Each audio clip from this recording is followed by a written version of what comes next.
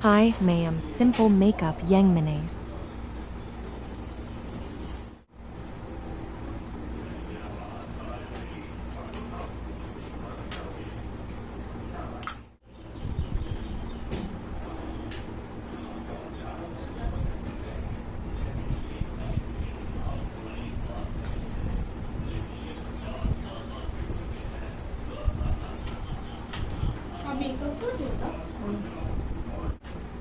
Wow.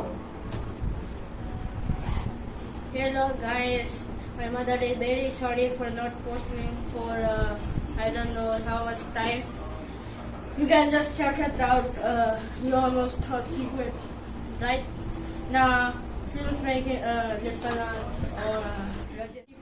Please DM my mother. This has been in our house for at least 12 years. No. Let me think. As soon as he just started posting, this has never been shared in our life because peanut. Look at this. Mommy. No, this is not peanut. Mommy, wait. Mommy, wait. Huh? Yeah. Look at this. No. Peanut. This is not peanut. It's pista. Wow. Pista cell. Oh, wow. Okay. So I am watching my TV and I will watch TV right now, so I don't have much time to stay here. By the way, Don't forget if you to want to subscribe. If you don't want to subscribe, it's okay. Everyone has their own feelings. Zare mo na. Ang video su kuire ko na haptrise adong asi di ko ai se ko ki adong live na ko sa live na ba. And one more thing. Please hype the video. I just like hyping videos, and I hyped it too. And I hyped 3.42k, 4,000. Okay. Mari has ala chok mama That hai. will help us to go higher and higher on the leaderboard. Mayam I have to kari akoi live na ko mayam angang ma una ba ko adugi mo gi akoi du gadi sosti sori da na ko mo di is da mo gi namkaran hai ba ko adu dum chapai na ba akoi sum puna live na ba ni da mayam lam chaka ta ba na te aduna yam na ki ga da na te ba sa ba ni da adum chapa do anwai da na khaji ka sum ki re ga ta ki hai na ko foundation khaji nang laura tai sale foundation tai mamang da sunscreen ma lawa tai re ba adugi matung da ai direct forever 52 ki foundation je si laura khara sum tai re mayam da sum uchai bane ba ko khaji tan ya ba na lo ki ba amount to si se mayam foundation de prai ko gi matte finish over foundation ni aduna ai gi wendi ko hojik yam na sum matam sang na tawna ge da na ta bani na ko nga hak chatlaga sum gift piraga adum khara sum 4,000 sum lak ni ko aduna ai se primers ki tawre aduga yam ling atai hi bani na ko set to bagi su darkar ta dre ko powder na kai gumba darkar ta ba ta di ho yam na plau ba oily yam na oi ba ta di ho ma thak tam ko phajana compact sa thousand view long lasting oi ne ba he na ai gi on di ko hos di compact kai kam ta tha roi ge yam light oi na sum kerak ke ba ko video se me am hap man da ba du gi channel se yam na kuina hap tra channel se problem oi ri na ko aduna ina ngasi sum lukshan bas da video se sum nam jar ko ni mayam ai se taseng na ma ki thabak se yam na kalle ba ko ai se adu wari am sang ore ke ko adum haurage marak mak adum ai matam sang ba matam da ko hona jage ba video se sum hapa ngam na ba adu mayam soi da mak yang ko support to mayam na support sum to ta ra di video sum hapning na tra ga dei su kai hai ni video do hapning dai hai da hausi ko khajik tang blush ha se ba blush ha doi se marcy se ki lip palette se dagi sum laura ga blush se tha doi ni yong mayam ai koina blush ama any lipstick gumba adagi hadi blush oi da ba ya degi wari like ba ko lipstick tagi or gera so any palette ko akoina makeup da sina bal dagi blush thaba ya ba color ma laura sum thapi ba ya ba ko ai yo indi ko sikia karama tha sige pink tha si pink se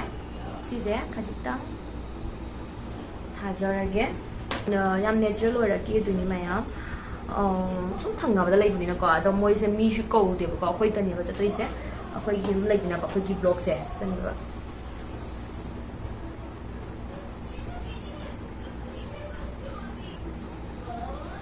blush ta thara ka ne ma'am instant ai khoi gi mai se kai hai ni look se kha sum tanau ba look ama pibi ba ko aduka yengwa dam da sum khai smoothly hari inner ahoi within glow man ba khot ba ko admai na sum oya ba ko adona blush ha ba se ai yon yam pam fe the makeup da su ya na thau ta ba step amani haizani gi naton da khajitang adu khajak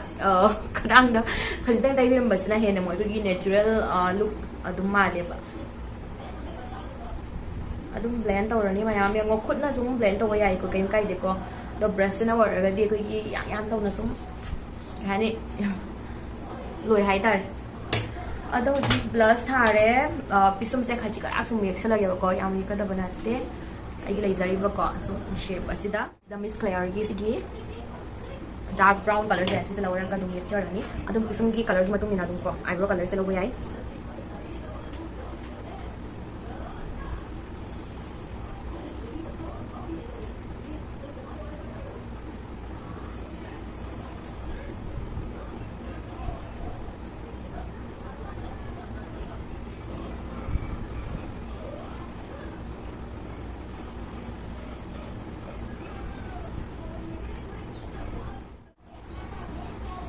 hozir yare ko song side se ma'am akhoi gi nung sa lang da bera khara mai se ma mel ko ado adum ignore dong sa lo ko video se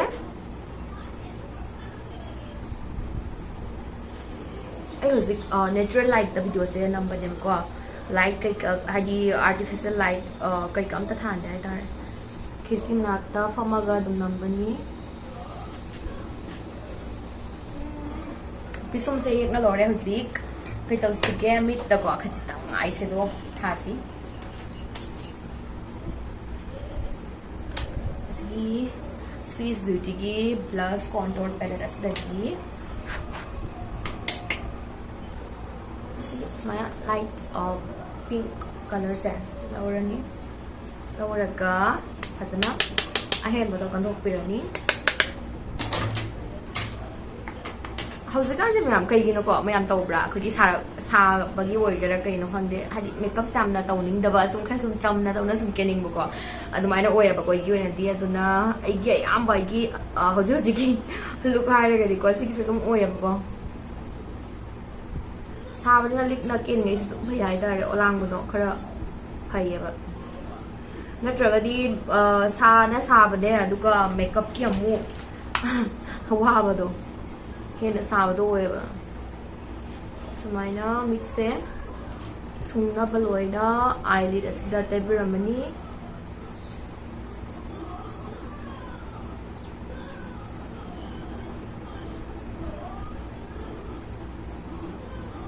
jana mukam blend taw thokpiramani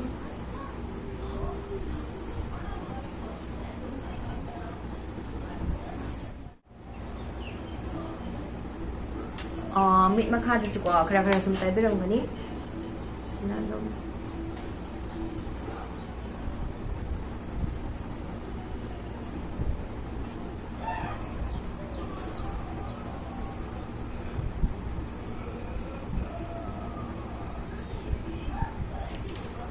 ado asong ge mit dasu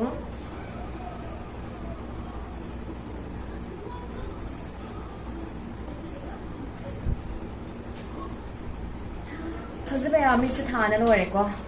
na ton se khachitang contour do se ko ji some eyes da tai ba brush to khacha to na habdi kanthok pira ba ko kanthok pira to ga tissue paper ma do ko hajana dum senbok pira ka se impress to ra ka nose contour khachitang to si je ngone me si color se lo si ko gi adum ne idea ko gi features sum lai jari ba natural features sing se hena mu enhance to bana ba itam ta ko khajitang sumaina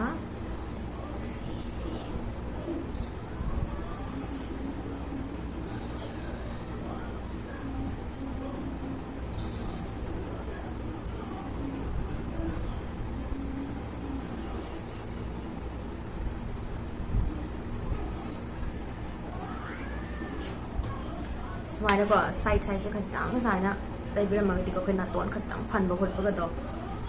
khara adum sup na u bani hai da ke hai da tum na wi hai da sup na wi hai da naton phan mo to khastang sum kan to bir me da contour sina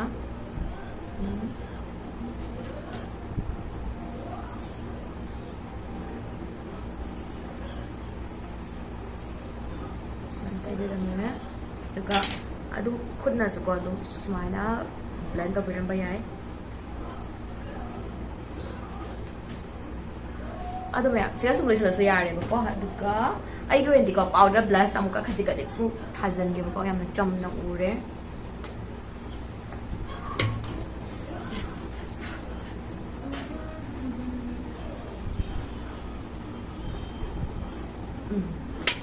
ahen ba do kan hok perani aduka tam nok la tora ko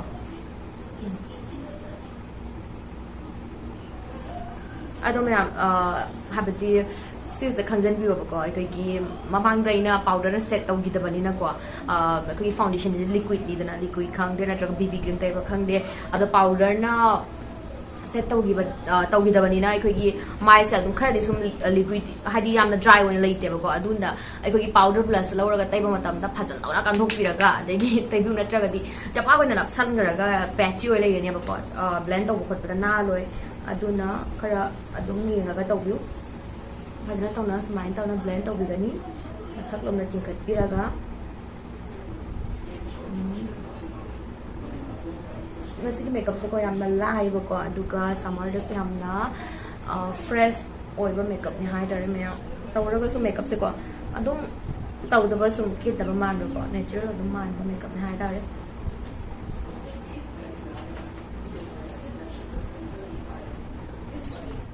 makha da ko khastang mit po man ba yai khastang po man si mit se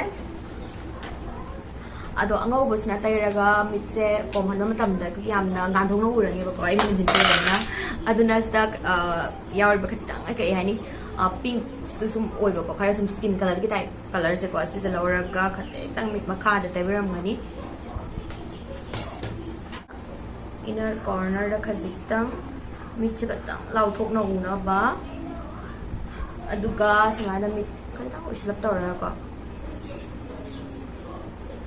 ui ko me ap katang uslap tora ga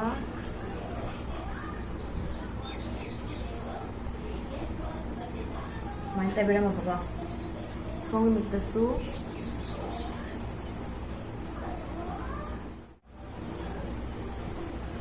sipom bhalle ko ado Hajiki color do khastang lawra go mit bathak sida smaina khaji khaji ga mo tai beram bayai tai da su yar bot ne ko do ra so na khaji ta sum tai ba pa mo li sum tai san le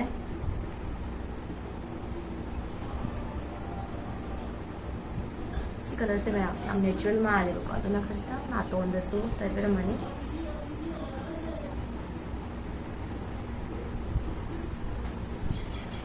yare ko aduga khasitang samana sum langhan balai jare langhan bayai ko khut na do lawara ga samana sum tap tap to ma ko num yare aduga adum blend to ko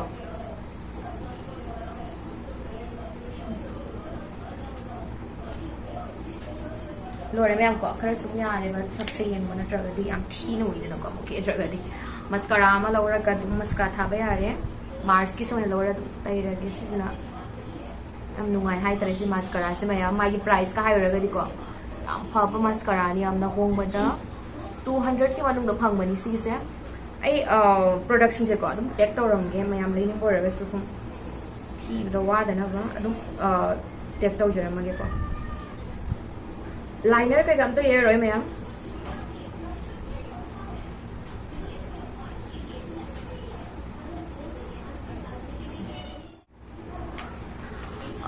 mayam hauji makeup sa lawara bani na lipstick amuk tai rasi ko lipstick si su ko si Paris tagi dum tai ra ko brush nu ngama ma kai ma ta de si brush ki mai kai hani makok se si sana matun jana ai ra ko sida sum lawara ga skin color ni se mix lawara ga dum tai ra ni si se kra ga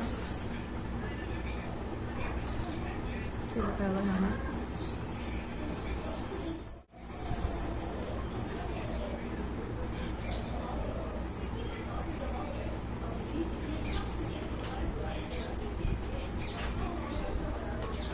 ꯌꯥꯔꯦꯀꯣ ꯃꯌꯥꯝ ꯃꯃꯥꯡꯗꯁꯨ ꯑꯩ ꯄꯟꯖꯔꯦꯀꯣ ꯑꯩꯁꯦ ꯀꯥꯏꯗꯁꯨ ꯍꯥꯏꯗꯤ ꯌꯥꯝ ꯂꯥꯞꯅ ꯆꯠꯂꯣꯏꯗꯕꯅꯤꯅꯀꯣ ꯑꯩꯈꯣꯏ ꯕ꯭ꯂꯣꯛꯁꯤꯗ ꯁꯨꯝ ꯑꯣꯏꯗꯣꯏꯅꯤꯅ ꯁꯤꯒꯤ ꯍꯦꯟꯅ ꯀꯦꯟꯅꯤꯡꯗ꯭ꯔꯦꯕꯀꯣ ꯁꯥꯁꯨ ꯁꯥꯕꯅꯤꯅ ꯁꯨꯃꯥꯏꯅꯀꯣ ꯂꯤꯞꯁꯇꯤꯛꯁꯦ ꯑꯃꯨꯛꯀ ꯈꯖꯤꯛꯇꯪ ꯍꯥꯍꯟꯕ ꯌꯥꯔꯦ ꯑꯗꯨꯒ ꯃꯌꯥꯝ ꯇꯁꯦꯡꯅꯃꯛꯇꯤꯀꯣ ꯑꯩꯁꯦ ꯁꯦꯇꯤꯡ ꯁ꯭ꯄ꯭ꯔꯦꯁꯦ ꯆꯥꯏꯒꯦꯅ ꯇꯧꯔꯝꯕꯅꯦꯕꯀꯣ ꯁꯤ ꯆꯥꯏꯔꯒꯗꯤ ꯍꯦꯟꯅ ꯑꯃꯨꯛ ꯒ꯭ꯂꯣ ꯑꯣꯏꯒꯗꯕ ꯑꯗꯣ ꯑꯩ ꯍꯧꯖꯤꯛ ꯑꯩ ꯀꯩꯝꯇ ꯆꯥꯏꯔꯔꯣꯏꯕꯀꯣ ꯍꯥꯏꯗꯤ ꯆꯠꯂꯨꯔꯒ ꯑꯗꯨꯝ ꯑꯩ ꯒꯤꯐ ꯄꯤꯔꯒ ꯑꯗꯨꯝ ꯂꯥꯛꯇ꯭ꯔꯕꯅꯤ ꯂꯥꯛꯄꯒ ꯁꯨꯝ ꯃꯥꯏꯁꯦ ꯁꯨꯝ ꯇꯥꯗ꯭ꯔꯕꯅꯦꯕ ꯑꯗꯨꯅ ꯑꯩ ꯁꯦꯇꯤꯡ ꯁ꯭ꯄ꯭ꯔꯦ ꯀꯩꯀꯥ ꯑꯝꯇ ꯆꯥꯏꯅꯤꯡꯗ꯭ꯔꯦ ꯇꯁꯦꯡꯅꯃꯛꯀꯤ ꯑꯣꯂꯥꯡꯕꯁꯤꯒꯀꯣ ꯑꯩ ꯍꯧꯖꯤꯛ ꯀꯦꯔ ꯁꯨꯝ ꯂꯩꯕꯗꯣ ꯍꯩꯅꯗ꯭ꯔꯦꯕ ꯍꯥꯏꯕꯗꯤ ꯁꯨꯝ ꯃꯥꯏꯗ ꯇꯥꯊꯣꯛ ꯈꯣꯠꯇꯣꯛꯅ ꯁꯨꯝ ꯀꯔꯤꯝ ꯌꯥꯎꯗꯕꯤꯗ ꯃꯣꯏꯁꯆꯔꯥꯏꯖꯔ ꯇꯩꯔꯒ ꯁꯨꯝ ꯂꯩꯕꯗꯣ ꯑꯗꯨꯅ ꯍꯦꯟꯅ ꯍꯩꯅꯩ ꯍꯥꯏꯇꯥꯔꯦ ꯑꯗꯣ ꯃꯌꯥꯝ ꯉꯁꯤꯒꯤ ꯚꯤꯗꯤꯑꯣꯁꯦ ꯌꯥꯝꯅ ꯉꯥꯡꯉꯦꯕꯀꯣ ꯍꯧꯖꯤꯛ ꯑꯩ ꯁꯝꯁꯦ ꯈꯇꯪ ꯁꯦꯝꯃꯅꯤ ꯑꯗꯨꯒ ꯏꯌꯔꯔꯤꯡꯁ ꯃꯆꯥ ꯑꯃ ꯁꯤꯖꯜꯂꯒꯀꯣ ꯑꯗꯨꯝ ꯂꯥꯛꯑꯒꯦꯀꯣ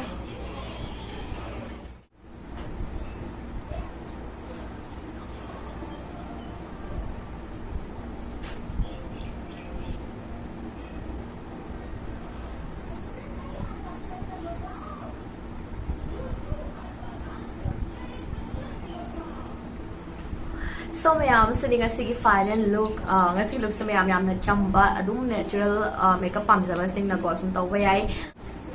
hauji hauji ki weather gi matung ni nadi ko ngasi gi makeup se yamna chana ga daba makeup ni ko adu mayam ngasi gi video se mayam da sodan maki kana ber mun khanjai alo अदम ma'am पामजाऊ मफम college खंगे office खंगे बाजार चप खोप अपाम मफम makeup से तब यागनी